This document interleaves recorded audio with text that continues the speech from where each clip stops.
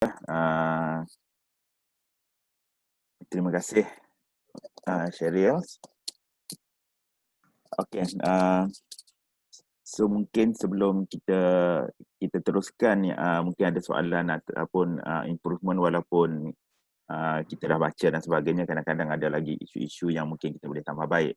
Okey, sebelum tu saya ingat kita, adalah lebih baik saya persilakan dahulu Dr. Asmah untuk memberikan komen, kalau ada soalan untuk soal dan sebagainya, dengan tujuan kita nak menambah baik proposal ini supaya apabila kajian ini dilaksanakan tak ada benda-benda besar, especially the methodological issues yang mungkin menyebabkan kena collect data balik dan sebagainya.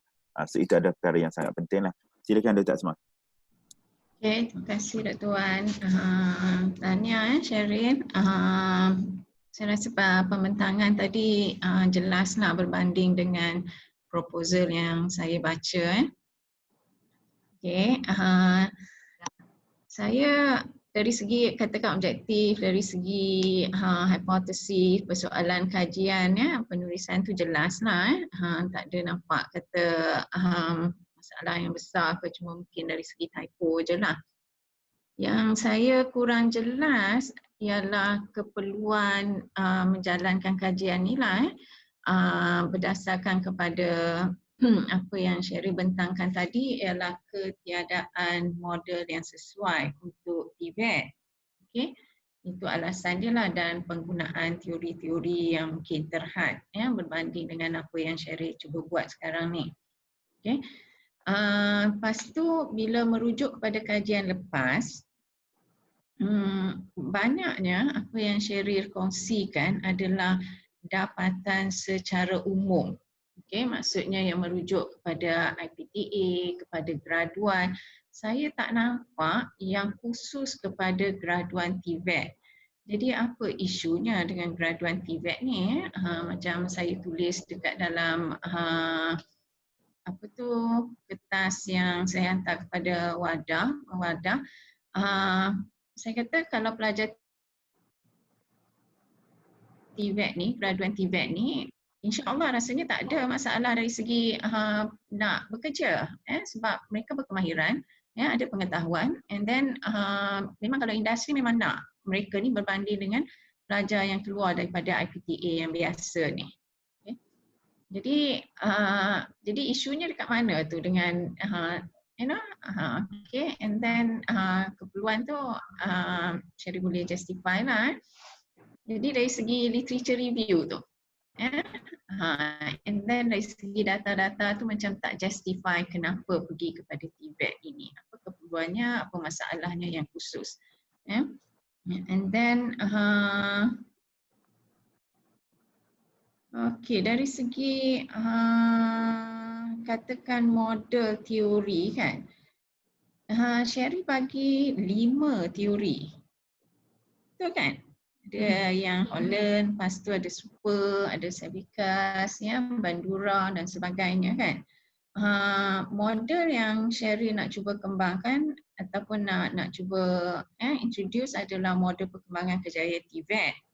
Jadi antara semua teori yang Sherry persembahkan, adakah semua merujuk kepada teori perkembangan kejayaan ataupun sebenarnya Sherry juga ambil kira daripada teori-teori lain?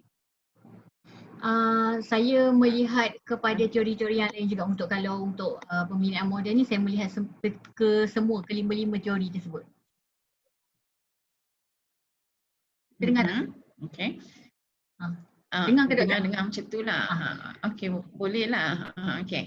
Jadi kan, sebab saya bayangkan bila masuk pada chapter 5, okay, then macam mana you nak justify all these theories? Okay, sebab macam ni, bila kita buat research, kita bukan nak confirm teori, kita nak dispute teori. Okay, tapi you punya intention adalah you nak confirm teori. So apa akan jadi kepada you punya contribution kepada teori? Faham. And then bila 5 teori ni, saya terfikir juga takkanlah tak ada antara teori tu yang boleh melengkapkan antara satu sama lain. Tak perlu kot sampai 5 teori. Mungkin 3 tu dah boleh. Dia sebenarnya dah ada elemen yang apa yang Sherry nak ambil daripada teori lain tu sebenarnya dah ada pun kat dalam teori itu. So tak tahulah, faham kan maksudnya? Bunyi macam wah gah nak guna sampai 5 teori, tetapi sebenarnya you memerangkap diri you sendiri. Itulah pandangan saya. Dan kadang-kadang teori itu pun dia dah lengkap. Tapi kita sebab kita dah terbiasa dengan setengah teori, kita dah ada data and then kita just ambil. Actually just not really good practice lah. Untuk ni lah untuk PhD katakan yang kemudian tu cerita lain lah.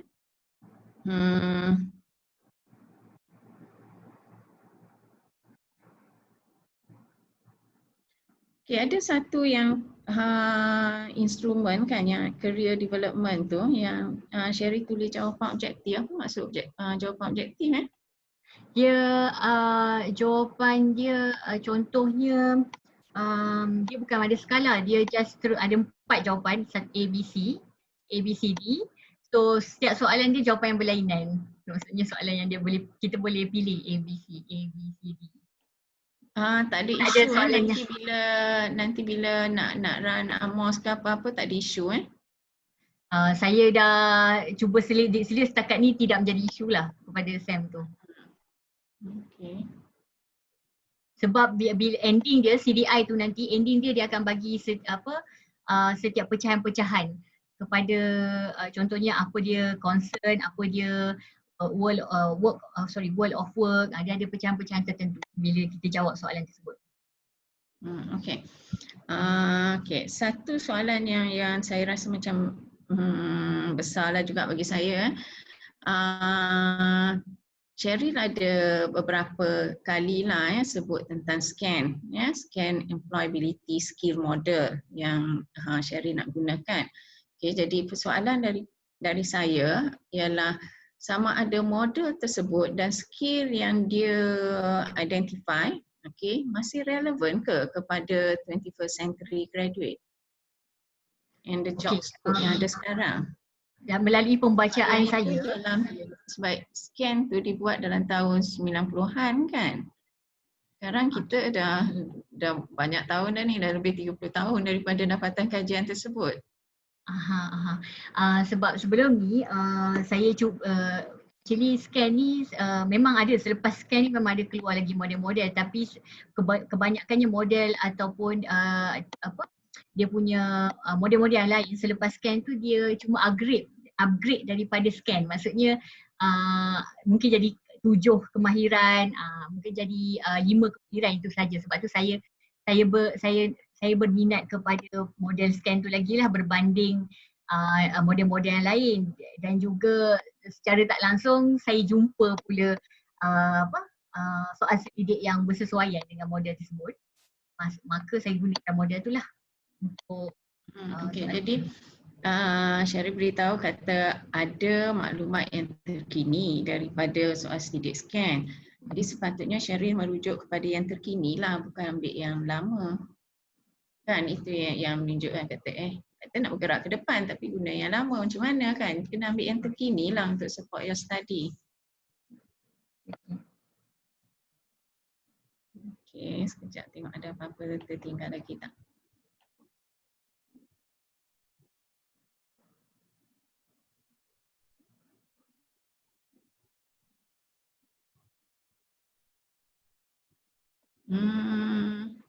Sherry belum terima lagi kan saya punya laporan apa-apa kan?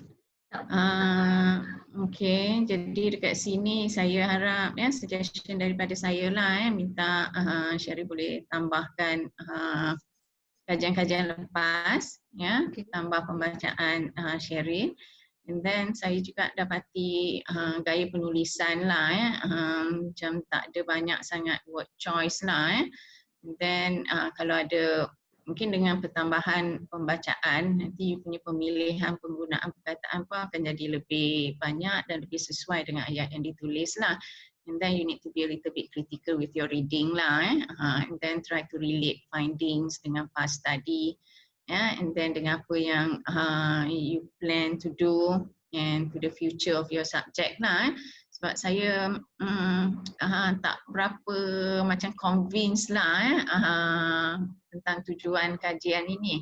So ini semua berdasarkan kepada apa yang Sherry tulis lah, berbanding dengan apa yang Sherry present tadi. Mungkin apa yang Sherry present tadi mungkin boleh dimasukkan ke dalam penulisan yang akhir nanti dan ianya boleh jadi lebih mantap. Okay. Faham. Itu je Dr. Wan, tak ada apa Terima kasih Dr. isu Azma. besar sangatlah. Saya sungguh hargai. Alhamdulillah, terima kasih banyak Dr. Azma. Cuma yang saya nak menarik perhatian tu, itu penting kalau yang apa yang Dr. Azma sebut tentang models dan sebagainya, itu akan jadi isu yang besar di dalam apabila you Viva nanti. Sebab ada arguments daripada, biasanya ada argument dekat sini, dia akan expand lagi komprehensif. Argument tu biasanya akan timbul di dalam Viva, dan kita tak nak disebabkan perkara-perkara tu nanti dia kata this is not relevant dan sebagainya, menyebabkan banyak isu lah yang berlaku. Okay, so kena take notes dan mungkin saya juga just nak recap beberapa perkara. Sebelum saya recap, Dr. Yati ada apa-apa nak tambah ke kalau ada? Bismillahirrahmanirrahim. Assalamualaikum warahmatullahi wabarakatuh. Saya Tania Sherry.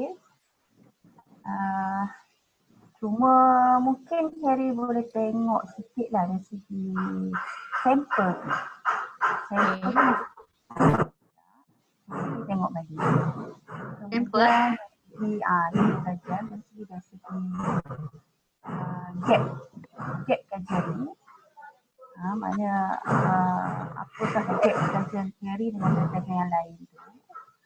Kemudian segi reka bentuk kajian tu mungkin tengok balik. Ini sebab dia PhD kan. Lagi dari segi back translation tu, tengok balik pakar yang digunakan tu. Okay. Pakar bidang Inggeris tu, ada berapa ramai pakar yang digunakan, kena tengok balik. Dan juga seperti yang Dr. Wan cakap tadi lah, okay, nanti kan Sherry akan hasilkan satu model. So Sherry kena cari juga model yang, apakah model yang kita dah hasilkan satu model baru, tapi model yang dah sedia ada.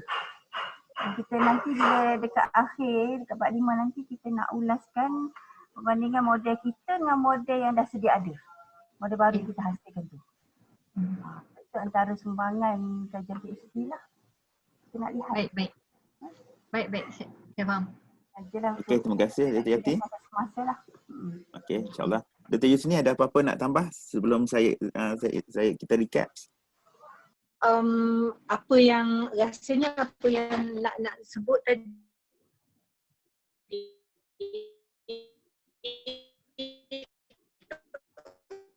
dah di robot tu. Lain tak okey tu. dah sebut. Lain tak okey. Yanti pun Tak boleh dengar. Tak Tak dengar lah Kak Yus. Tak apa. It's okay, tak apa. Nanti take note. Lain tak okey. Dia line daripada Dr. Yusni tu. boleh clear tak? Baru okey sikit. Boleh lah, terus. Boleh Doktor. Tak clear ya? Okey, dah terus. Boleh lah sikit. Okey, apa yang saya nak sebut dan apa yang dah disentuh oleh Dr. Az dengan Dr. Yati. Okey. Jelas. Okey. Dr. Wan. Ya. Dr. Wan. Okey, saya tak sentuh lah apa yang Dr. Wan tulis dekat sini. Harapnya Sherry beri perhatian saya betul. Saya nampak saya nak recap tu. sini, saya nak highlight ni, betul Dr. Azma. Sebab satu on the conceptual framework ataupun satu research framework, satu theoretical framework tu must be comprehensive enough. And then dekat situlah kalau kita nampak dia tak boleh nak move, kita akan tukar beberapa teori dan sebagainya berasaskan kepada kajian. Itu yang saya dapat recap lah. And then back to back translation adalah satu perkara besar tau. So you kena jaga dia betul-betul sebab dia adalah core kajian. So kalau back to back translation kita silap, kita take for, contohlah kita nak cepat dan sebagainya, kita take for granted, dan pakar-pakar yang terlibat adalah pakar yang boleh dipertikaikan, dia automatics. Tools yang kita pakai itu boleh dipertikaikan, maka dia akan jadi perkara yang sangat besar di dalam penyelidikan. So kalau kita tak nak nanti orang twist nanti masa Viva, dia jadi kalau dia tools salah ataupun tools tak komprehensif, dia resubmission lah, dia automatics. Dia kena collect data balik sebab tools tak betul kan. Itu saya kata metodologi. Kalau literature boleh tahan lagi, dia pergi sampai maximum major correction. Okay, itu biasa. So seterusnya perlu ada sokongan pakar lah. Bukan kita kata apa yang kita nak. So you kena check betul-betul pakar, Cohen, Cochrane dan sebagainya dalam penentuan size sample lah. Okay, tak apa size sample you buat, tapi mesti ada justifikasi yang kuat lah. Justifikasi yang kuat sebab itu penting untuk kita buat komparatif. Dan perlu pastikan research design dengan objektif kajian. Kalau kajian ini just membentuk models dan sebagainya, okey lah, mungkin dah cukup. Tetapi kalau mungkin you ada sebut tentang you nak describe juga ada status dan sebagainya, maka sampel kajian mungkin berbeza. So itu semua perkara-perkara yang kena diambil kira. Kombinasi reka bentuk kajian. Okey, yang seterusnya yang saya nampak di dalam the first impression apabila kita baca, bukan kita kata saya kata kita tak boleh rujuk orang dalam dan sebagainya. Rujukan tu must be the primer sumber daripada primer. Primary sekunder. Dan sekunder tu kita tak nak lah kalau boleh. Ini PhD. Kalau undergrad saya terimalah. Maksudnya dalam kan. Kalau you sebut bristling dalam, bermaksud you tak baca bristling pun orang kata. So how? Itu persoalan besar tau. As a PhD scholars. Itu yang kita tengok. Termasuklah semua literature review. Literature review, model-model terkini. Dan literature review yang kita buat must be comprehensive. Mesti ada komen, mesti ada lihat dari segi metodologi. Maksudnya apa yang dirumuskan di dalam setiap literature itu mesti lebih komprehensif lah. Okay, so kalau boleh literature itu mesti banyak jugalah kalau you guna daripada Mark Savikas. Okay, Savikas semua, buku semua saya ada tu kan. So kalau you cerita Mark Savikas, sebab dia is the new emerging theories. So mesti banyak research dia di dalam jurnal-jurnal yang tertentu. So mesti mencari jurnal-jurnal Mark Savikas daripada ini biasa kita buat. Jurnal pertama dia tulis sampailah terhasilnya teori dia tu. Itu baru komprehensif, dia dapat tengok perkembangan. So barulah kita kata nanti kita jadi pakar lah. Sama juga model tadi yang kita nak pakai. Model-model combination yang walaupun kita dah jumpa instrumen, tetapi kita kena lihat juga supaya kita dapat berikan justifikasi yang jelas lah. So itu je lah, benda-benda yang lain tu mungkin boleh tengok daripada komen daripada Dr. Asma. Dan itulah yang saya nampak rujukan sangat penting sebab dia panggil first impression macam face validity lah. Orang tengok lah rujukan, tengok thesis orang tu, thesis orang ni kan. It is not from the high impact ataupun high reputation journals dan sebagainya. Okay, sebab dia akan ada impact tu dari segi penulisan kita dan buku-buku. Okay, macam you dah email tu is good lah. Mark Savikas, so nanti kita boleh minta bantuan dia dan sebagainya. Okay, sebab dia selalu kalau kita tengok banyak perkara yang dia bincang, dia respon jurnal-jurnal yang dia baca. Yes, so make sure cari semua journals dia supaya boleh baca. Dan juga teori-teori lain lah yang kita pakai. Okay, boleh so dah settle immediately moving ke next step. Kalau tak nanti susah kan penyelidik nak jawab kan. Okay, saya baru nak jawab email sebab saya baru dapat yang ni yang banyaklah email daripada graduate schools. Okay, siapa yang grad, siapa tak grad. Kalau boleh kita expect supaya you all habis cepat lah. Especially beasiswa kan. Beasiswa. Saya ada lagi 1 tahun lagi, insyaAllah. Kena habis on time. Kalau tak lagi letih nak jawab dengan pendaftar pula ni. Betul. Pendaftar dia call direct sekarang ni. Okay. So dia akan berlaku sajalah share kan. Sebab sekarang ni diorang very sensitif. Bukan pendaftar dekat UPM saja. Yang saya ambil yang lewat-lewat ni pun saya nak menjawab dengan pendaftar universiti-universiti tertentu kan. So itu adalah sumber tekanan untuk kita moving cepat lah. So saya rasa itu sajalah kot. Apa-apa hal nanti boleh update kami, nak minta tolong siapa-siapa pun boleh insyaAllah dekat fakulti. Okay. So terima kasih sekali lagi Dr. Asma. Okay, Dr. Yati. Okay, kita jumpa petang ni. Okay. Kami dalam meeting. Thank you Dr. Cheryl ikut je. Okay, terima kasih. Ya Dr. Bismi dengar. Selamat meneruskan perjuangan Cheryl. Ya, terima kasih tuan. Cepat-cepat. Cepat-cepat. Alhamdulillah. Doa ya untuk saya. InsyaAllah. Okay. Assalamualaikum warahmatullahi wabarakatuh.